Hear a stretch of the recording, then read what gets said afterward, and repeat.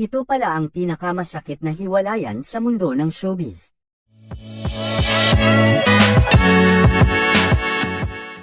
Number 1, Rico Yan and Claudine Barreto. Kung isa kang batang 90s malamang kilala at iniidolo mo ang dalawang ito. From real to real ang naging istorya ng love story ni Rico at Claudine.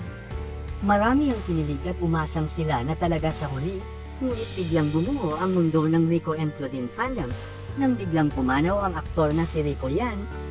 Number 2, Sharon at Gabby Concepcion.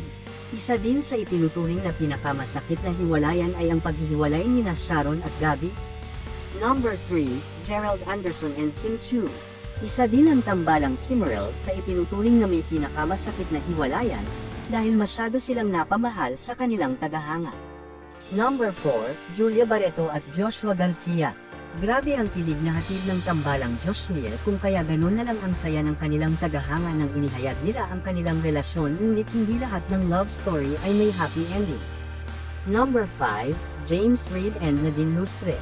Nagtagal ang relasyon ni James at Nadine ng halos 7 taon, at inakala ng kanilang fans na sila na talaga, dahil nagsasama na ang dalawa sa iisang bubong.